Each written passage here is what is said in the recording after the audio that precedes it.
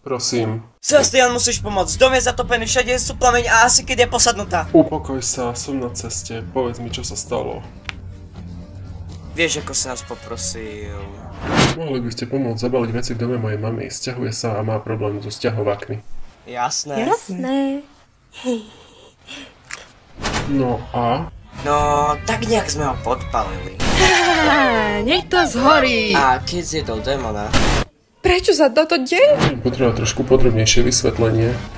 pošli sme dnu, pripravili krabice, zabavili Styx. Ňami. A keď našiel lepku, Cool. pravdepodobne si myslel, že bude vtipné. Čo? Dostal som ťa. Ten bol dobrý. Dom 9. Čo sa stalo s domom? Ten dom bol v pohode, dokým. Máme tu prácu, tak presne robí hlúposti. Pozri, chce sa dostať na univerzitu, nech môže vyštudovať herectvo. Ale vieš čo? Ja na... Hej ľudia, táto kniha strká kečup.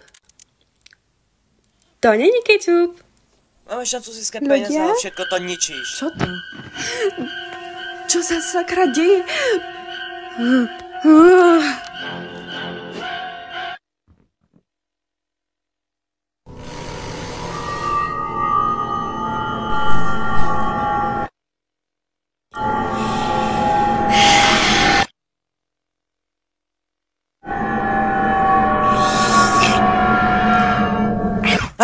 Takže mi chceš povedať, že lepka napadla Kim a on potom zapálil dom? Presne tak, Zlatko. No inak, Styx dostal úžasný nápas.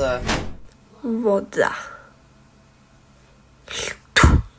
Nebudete sa ľudia, čítala som, že to funguje. Nepomohlo to. Styx, nemyslel si, že je to dobrý nápad. O môj bože, nie, čo to robíš, nie. Silou Božou ťa vyháňam. Myslel som, že dom horí. Hej.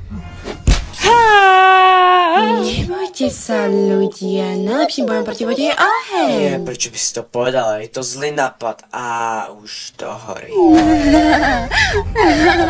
Nechajte to zhorieť. Musíme zamyslieť. Som tu, poďme sa pozrieť na škody. Záchranca, kto môže? Počkajte. Sebastian,